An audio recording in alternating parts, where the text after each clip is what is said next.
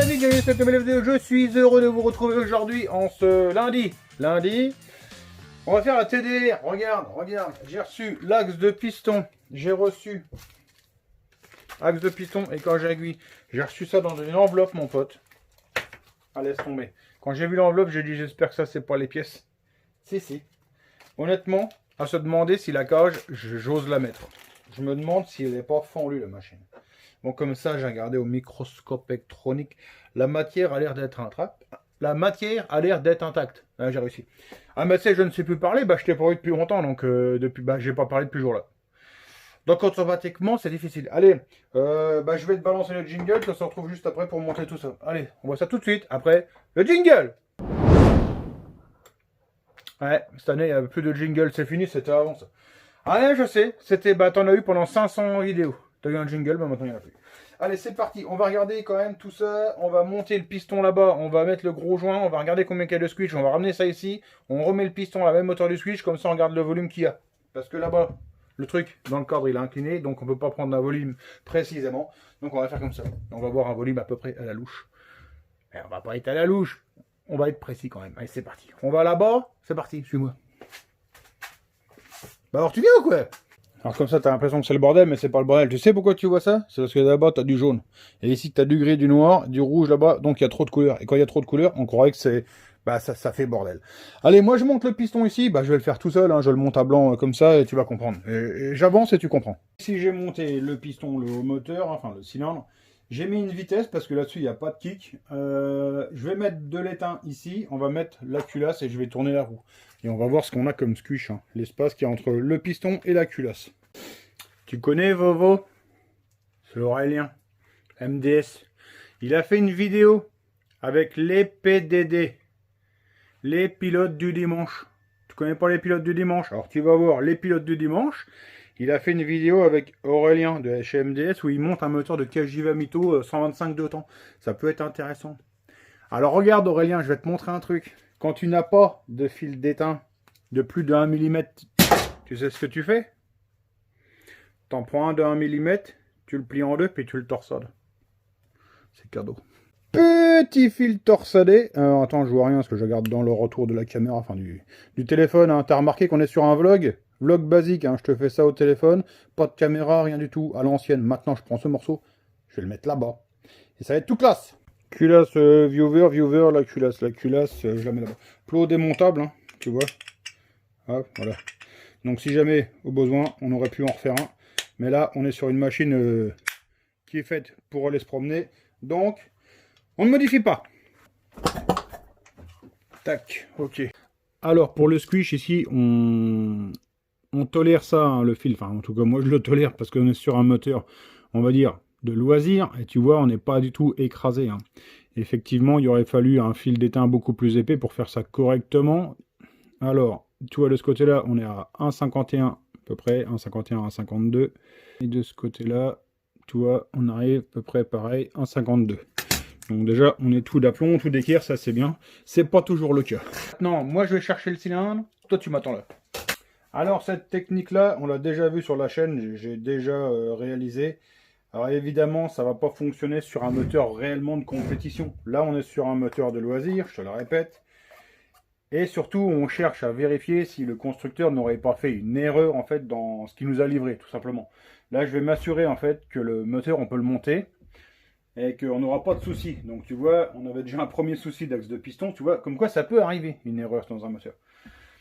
Là, ce qu'on va faire, on a déjà mesuré le squitch ici. Le squitch, donc je te l'ai dit, c'est l'épaisseur qui reste entre le haut du piston et la culasse quand tout est en haut, hein, c'est ça.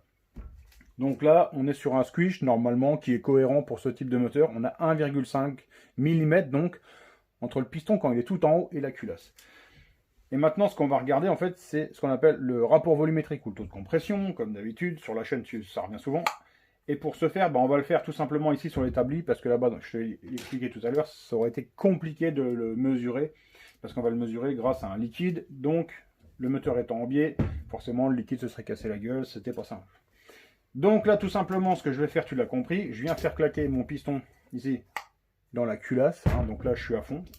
Et là, je vais venir tout simplement poser mon pied à coulisse. Alors, je te le répète, hein, c'est pas une solution de compétition.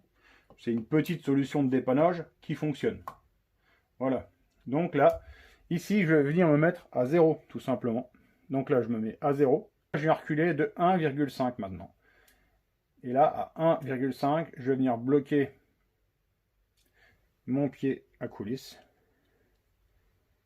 Voilà. Et là, je vais pousser mon piston donc de 1,5 mm. Et là, je vais pouvoir prendre ma mesure. Là, visiblement, on va pas casser.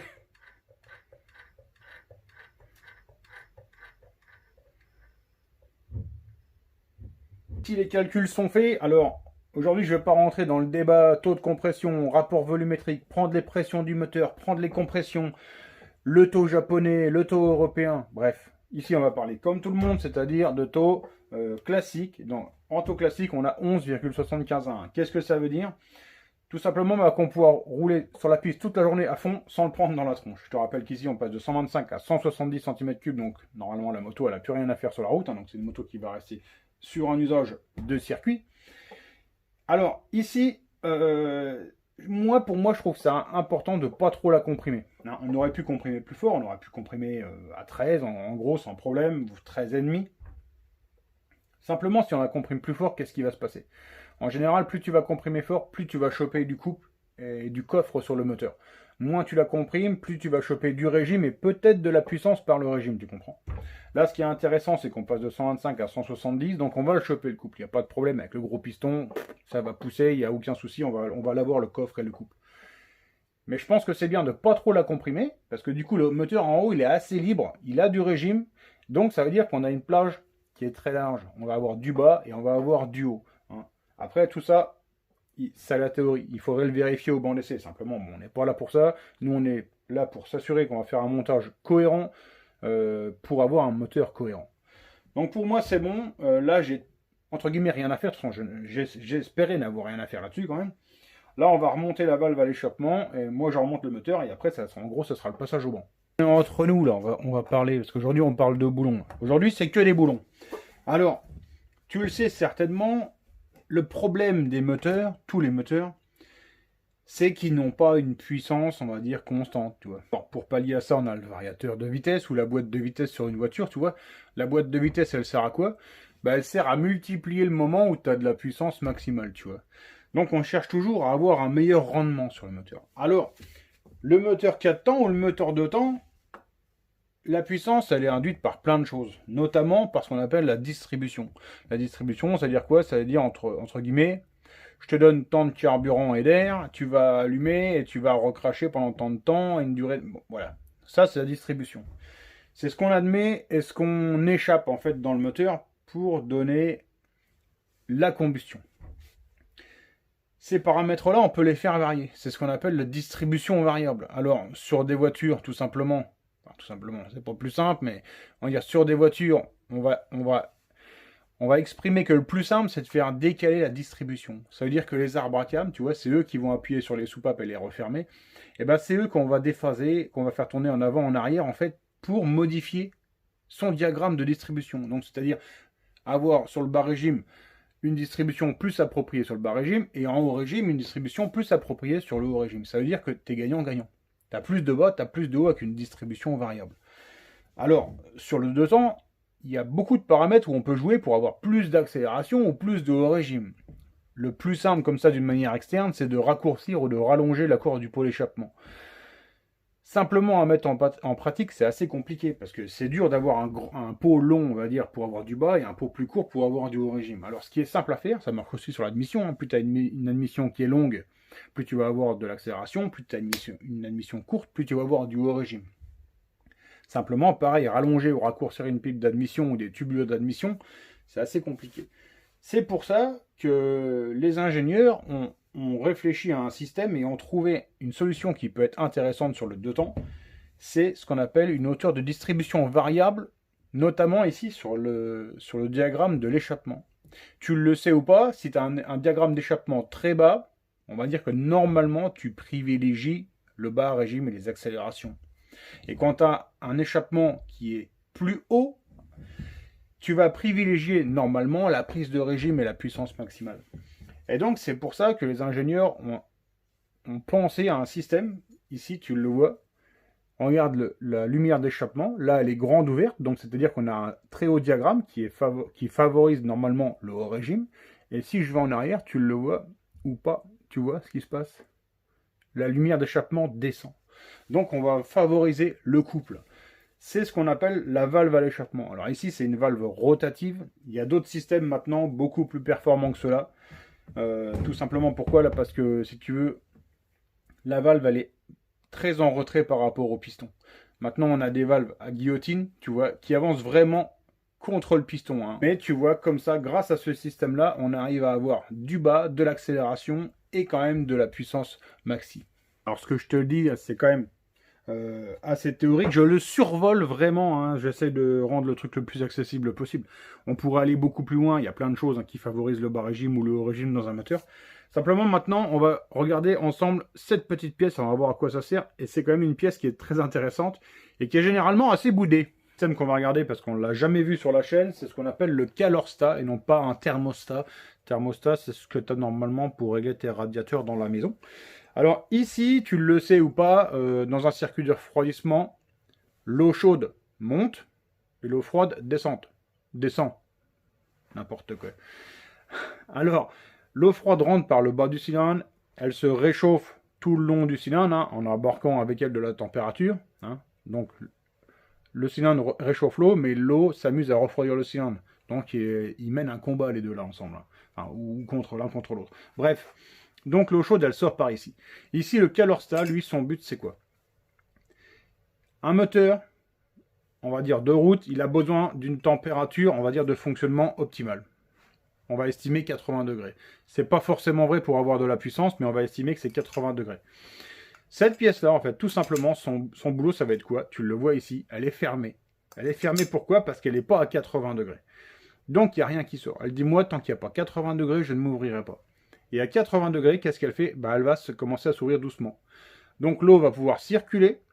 Là, ça va rafraîchir. Hop, il va refermer. Et il va faire ça jusqu'à ce que tout le circuit soit en température pour, en fait, assurer une bonne température de fonctionnement au moteur. Donc en général, c'est pas une pièce à retirer. Tout simplement parce qu'elle va te permettre d'être dans une plage de fonctionnement optimale à ton moteur. Ouais, mais ça, des fois, ça déconne. Et du coup, on fait sauter tout le moteur. Bon, je vais te dire que tu as plus de chances de divorcer dans la vie que de faire péter un moteur à cause d'un calorstat. Ouais, c'est bon, le clip, ça sera bien. Ah, t'es encore là? Bon, écoute, on va faire la pause maintenant. Hein. On est bientôt à 13 minutes de vlog, je pense que c'est bien. Là, je viens de filer le goûter au petit Youyou en haut. Bah, c'est les vacances, donc il est avec moi.